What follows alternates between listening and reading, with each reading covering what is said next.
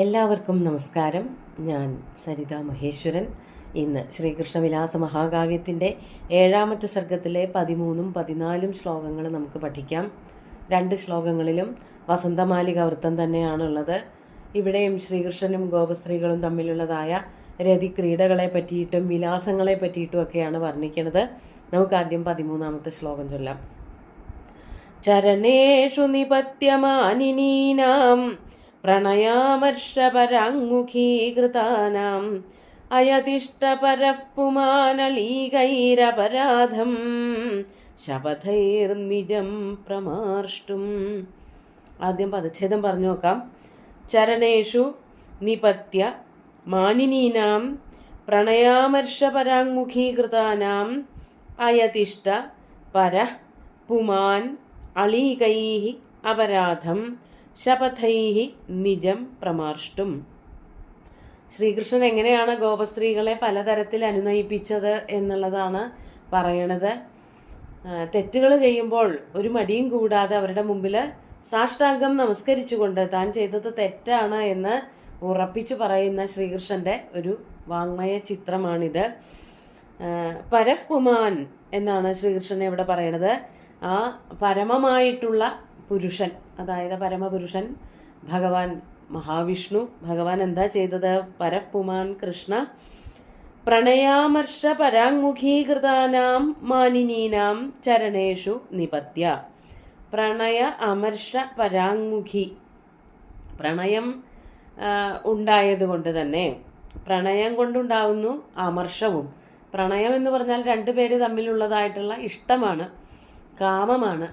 അതിലെന്തെങ്കിലുമൊക്കെ ചെറിയ ചെറിയ തെറ്റുകൾ അല്ലെങ്കിൽ കുറ്റങ്ങൾ ഒക്കെ വളരെ നിസ്സാരങ്ങളായിരിക്കും. എന്നാലും അതൊക്കെ വരുമ്പോഴേക്കും പൊതുവെ സ്ത്രീകൾ പിണങ്ങി പോവാറുണ്ട്. ആ പിണക്കത്തിനെയാണ് ഇവിടെ പറയണത് സൗന്ദര്യ പിണക്കം, പ്രണയാമർഷം എന്നൊക്കെ. അതൊക്കെ ലേശം നേരം കൊണ്ട് തീർന്നു പോണതേ ഉള്ളൂ. അത് കാമുകന്മാരെ, ഭർത്താക്കന്മാരൊക്കെ ഒന്ന് വിചാരിച്ചാൽ വേഗം തീർക്കാവുന്നതേ ഉള്ളൂ എന്ന് സാഹിത്യകലകളിലൊക്കെ എല്ലാ ദിക്കിലും പറയുന്നുണ്ട്. ആ താൻ ചെയ്തത് തെറ്റാണ് എന്ന് തുറന്നു സമ്മതിച്ചാൽ ഒരുവിധ എല്ലാ സ്ത്രീകൾക്കും തന്നെ അവിടെ അഴയും, അവരുടെ വാശിയൊക്കെ കുറയും. ശ്രീകൃഷ്ണനും അതേ മാർഗം തന്നെയാണ് സ്വീകരിച്ചത്. അവരുടെ ഗോപസ്ത്രീകളുടെ ഇഷ്ടം എന്താ, അതിനു വേണ്ടിയിട്ട് അവർക്ക് ദേഷ്യം വന്നു എങ്കിൽ താൻ ചെയ്തത് തെറ്റാണ് എന്ന് പറയാനും കൃഷ്ണൻ ഒരു മടിയുണ്ടായിരുന്നില്ല. വലിയ തെറ്റുകളൊന്നുമല്ല എങ്കിൽ കൂടി അവരെ അനുനയിപ്പിക്കാൻ വേണ്ടിയിട്ട് കൃഷ്ണൻ അങ്ങനെയൊക്കെ ചെയ്തു എന്നാണ് കവി വളരെ സരസമായിട്ട് പറയാണ്. പ്രണയ അമർഷ പരാങ്മുഖീകൃതാനാം മാനിനീനാം. പ്രണയ പരവശകളാണ്, അതുകൊണ്ട് തന്നെ നിമിഷ നേരം കൊണ്ട് തല്ലുകൂടലും വരും. അങ്ങനെ അമർഷത്തോടു കൂടിയിട്ട് പരാങ്മുഖികളായി നിൽക്കുക. പരാങ്മുഖികൾ എന്ന് പറഞ്ഞാൽ നേരെ നോക്കാതെ അല്ലെങ്കിൽ തൻ്റെ കൂടെ നിൽക്കാതെ പിണങ്ങി വേറെ എവിടെയെങ്കിലും മാറിപ്പോയി നിൽക്കുക. അതിനെയാണ് പരാങ്മുഖത. പരാങ് എന്ന് പറഞ്ഞാൽ തിരിഞ്ഞു നിൽക്കുക, തിരിഞ്ഞ മുഖത്തോടു കൂടിയവര് എന്ന് പറഞ്ഞാൽ തന്നോടുള്ള താല്പര്യം ഇല്ലാതെ ആയിപ്പോയ അങ്ങനെയുള്ള ഗോപസ്ത്രീകൾ. അതാണ് പ്രണയ അമർഷ പരാങ്മുഖീകൃതാനാം, പരാങ്മുഖരായി നിൽക്കുന്നവരായ മാനിനീനാം. മാനിനി എന്ന് പറഞ്ഞ വാക്കിന് തന്നെ മാനം എന്ന് പറഞ്ഞാൽ പ്രണയകലഹം എന്നാണ്. മാനിനി എന്ന് പറഞ്ഞാൽ പ്രണയകലഹത്തിൽ പെട്ട് കിടക്കുന്നവള്, അല്ലെങ്കിൽ അഹങ്കാരി, ഭാമിനി, ഇത്തിരി ചൂടൻ പ്രകൃതിയുള്ള സ്ത്രീകളെയൊക്കെ അങ്ങനെ പറയാറുണ്ട്. ദേവിയൊക്കെ വിളിക്കാറുണ്ട്. ചണ്ഡി എന്നൊക്കെ വിളിക്കുന്നത്, ചണ്ഡത എന്നൊക്കെ പറഞ്ഞാൽ കോപമാണ്, ക്രോധമൊക്കെ വേഗം വരാൻ സാധ്യതയുള്ളവരെ മാനിനിമാരെന്നും ചണ്ഡിക എന്നും ഒക്കെ വിളിക്കാറുണ്ട്. അപ്പോൾ അങ്ങനെയുള്ള ഈ പ്രണയത്തിൻ്റെ ഒരു മറുഭാഗമാണ് ഈ സൗന്ദര്യപ്പിണക്കം, മാനം. അങ്ങനെ തന്നോട് പുറംതിരിഞ്ഞു നിൽക്കുന്നവരായ ഗോപസ്ത്രീകളെ മുഴുവനും തൻ്റെ പക്ഷത്തേക്ക് തിരിക്കാൻ വേണ്ടിയിട്ട് അതാണ് ഇവിടെ പറയണത്. പ്രണയാമർഷ പരാങ്മുഖീകൃതാനാം മാനിനീനാം ചരണേഷു നിപത്യ. അവരുടെ ചരണങ്ങളിൽ നമസ്കരിച്ചിട്ട്, ചരണങ്ങളിൽ വീഴുക, തെറ്റ് ചെയ്തു എന്ന് സ്വയം സമ്മതിക്കുക. അതാണ് കാൽക്കൽ വീണിട്ട്. ചരണേഷു, അവരുടെയൊക്കെ കാൽക്കൽ വീണിട്ട് ഭഗവാൻ എന്താ ചെയ്തത്? പരഃപുമാൻ അളീകൈഹി ശപഥൈഹി. അളീകമായിട്ടുള്ള ശപഥങ്ങൾ. അളീകം എന്ന് പറഞ്ഞാൽ കളവായി ചെയ്യുന്നത്, വ്യാജമായിട്ടുള്ളത് എന്നാണ് അർത്ഥം. വ്യാജമായിട്ടുള്ള ശപഥങ്ങൾ. ശപഥങ്ങൾ എന്ന് പറഞ്ഞാൽ തന്നെ സത്യം ചെയ്യലുകളാണ്. സത്യം ചെയ്യണത് എന്തായിരിക്കും? ഞാൻ ഇനി ഇങ്ങനെയൊന്നും പറയില്ല, ഞാൻ ഇങ്ങനെയൊന്നും ചെയ്യില്ല എന്ന് പറയുന്ന ശപഥങ്ങൾ. അത് പക്ഷേ ആത്മാർത്ഥമായിട്ടൊന്നുമല്ല ചെയ്തിരുന്നത്, അളീകങ്ങളായിരുന്നു. അതായത് ഒരാളോട് ചെയ്തു എന്ന് പറയണത് ചിലപ്പോൾ ഒരു പെൺകുട്ടിയോട് അപരാധം ചെയ്യുക എന്ന് പറയണത് മറ്റേതെങ്കിലും ഗോപസ്ത്രീകളോട് പോയിട്ട് എന്തെങ്കിലും അവരോട് ശൃംഗാര വർത്തമാനങ്ങൾ പറയേ അവരെ കൂടുതലായിട്ട് കാര്യമാക്കുകയൊക്കെ ചെയ്യുമ്പോഴാവൂലോ ഈ ഗോപസ്ത്രീക്ക് സുഖല്യായ വരണത്. അപ്പോൾ ഈ ഗോപസ്ത്രീ ശ്രീകൃഷ്ണനെ കൊണ്ട് സത്യം പറയിക്കുകയാണ്, ഇനി അങ്ങനെ ചെയ്യരുത് കേട്ടോ, ആ ആളുടെ അടുത്തേക്ക് പോകരുത് എന്നൊക്കെ പറയുമ്പോൾ ഇനി ഞാൻ പോവുകയില്ല എന്ന് നിന്റെ തലയിൽ തൊട്ട് സത്യം ചെയ്യാണ്, അല്ലെങ്കിൽ കയ്യിലടിച്ച് സത്യം ചെയ്യാണെന്നൊക്കെ പറഞ്ഞിട്ട് ഇതൊന്നും പ്രവൃത്തിയിൽ കൊണ്ടൊന്നുണ്ടായിരുന്നില്ല കൃഷ്ണൻ. അങ്ങനെ ഈ ഗോപസ്ത്രീ അനുനയിപ്പിച്ചു. അപ്പൊ തന്നെ അവള് കാണാതെ മറ്റേതെങ്കിലും ആൾക്കാരുടെ അടുത്തേക്ക് പോണേനും കൃഷ്ണന് ബുദ്ധിമുട്ടൊന്നും ഉണ്ടായിരുന്നില്ല. പക്ഷെ തത്സമയം ആ ആളെ ആരാണോ പിണങ്ങി നിൽക്കുന്നത് അവരെ അനുനയിപ്പിക്കണം എന്നുള്ളത് കൃഷ്ണന്റെ ഒരു ഇഷ്ടമായിരുന്നു. അതിനാണ് അങ്ങനെ ചെയ്തിരുന്നത്. അതാണ് അളീകൈഹി ശപഥൈഹി, ഒട്ടും ആത്മാർത്ഥതയില്ലാതെ അങ്ങനെയുള്ള ശപഥങ്ങളെ കൊണ്ട്.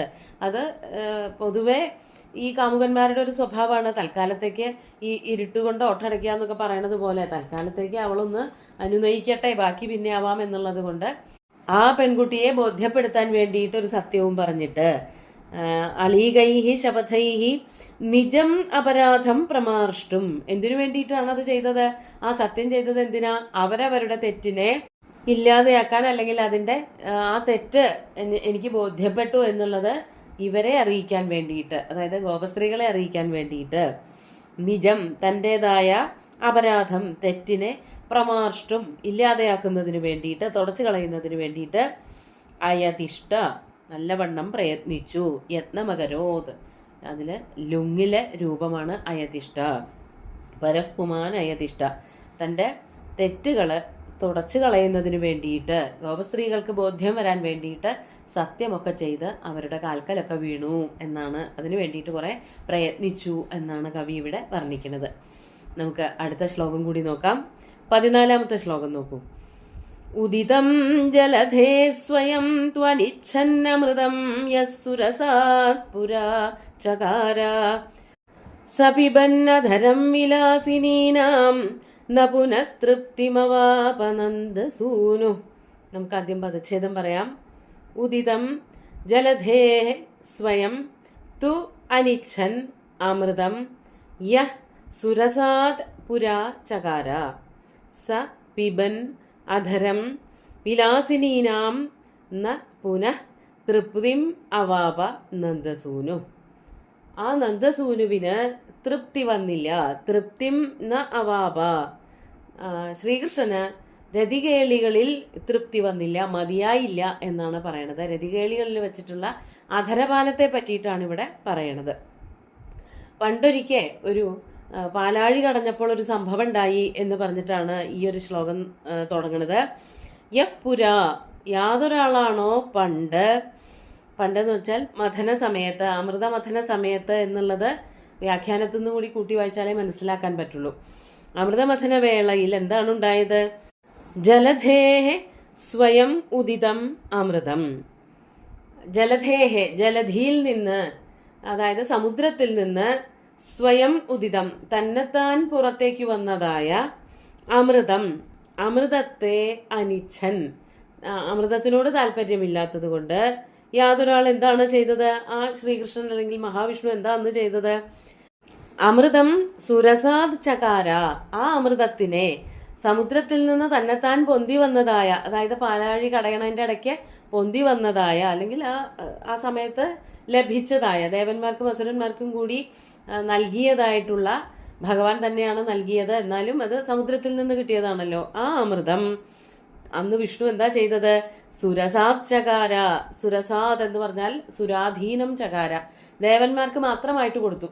അസുരന്മാര് തട്ടിക്കൊണ്ടുപോയപ്പോൾ അവിടെ നിന്ന് പിടിച്ചു വാങ്ങിയിട്ട് ദേവന്മാരുടെ കൈകളിൽ തന്നെ കൊണ്ട് ഏൽപ്പിക്കുകയാണ് ഉണ്ടായത്. അതിലൊരംശം പോലും ഭഗവാൻ സ്വീകരിച്ചില്ല. ആ ആൾക്ക്, അങ്ങനെയുള്ള ശ്രീകൃഷ്ണന് ഇപ്പോൾ എന്താണ്, ഏത് അമൃതമാണ് ഇഷ്ടമായത്, ഏത് അമൃതത്തിനോടാണ് അടങ്ങാത്ത അഭിനിവേശമായത് എന്ന് കവി ഭാവനയിൽ കണ്ടുകൊണ്ട് പറയാണ്. സഹ് യഹ, യാതൊരു വിഷ്ണുവാണോ അങ്ങനെ ചെയ്തത്, സഹ് കൃഷ്ണ, ആ വിഷ്ണു അല്ലെങ്കിൽ ആ കൃഷ്ണൻ തന്നെ ഇപ്പോൾ എന്താണ് ചെയ്യണതെന്നാണെങ്കിൽ വിലാസിനീനാം അധരം പിബൻ, വിലാസിനിമാരുടെ സുന്ദരിമാരായിട്ടുള്ള ഗോപസ്ത്രീകളുടെ അധരം പിബൻ, അധരത്തെ പാനം ചെയ്തുകൊണ്ട്, ചുംബനാദി ക്രീഡകൾ ചെയ്തുകൊണ്ട്, തൃപ്തിം ന അവാപ, തൃപ്തിയെ പ്രാപിച്ചില്ല, തൃപ്തി കിട്ടിയില്ല. അതാണ് പുനഃ അധരം പിബൻ, പിന്നെയും പിന്നെയും, പുനഃ എന്ന് പറഞ്ഞാൽ ആവർത്തിച്ച് വീണ്ടും വീണ്ടും അധരപാനം നടത്തിയിട്ടും കൃഷ്ണന് ആ തൃപ്തി കിട്ടിയില്ല.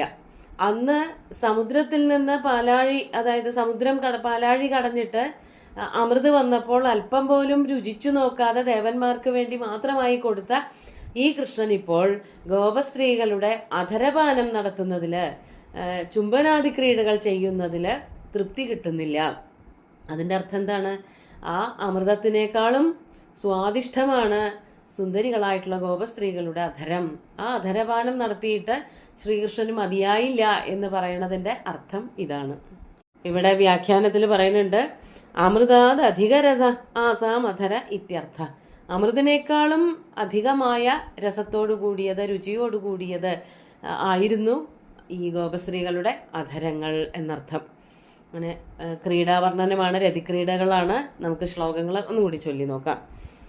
ചരണേഷു നിപത്യമാനിനീനാം പ്രണയാമർഷപരാങ്മുഖീകൃതാനാം അയതിഷ്ടപരഃപുമാനളീകൈരപരാധം ശബധൈർനിജം പ്രമാർഷ്ടും ഉദിതം ജലധേ സ്വയം ധ്വനിച്ഛന്നമൃതം യഃ സുരസാത് പുരാ ചകാര സപിബന്നധരം വിലാസിനീനാം ന പുനസ്തൃപ്തിമവാപനന്ദസൂനു.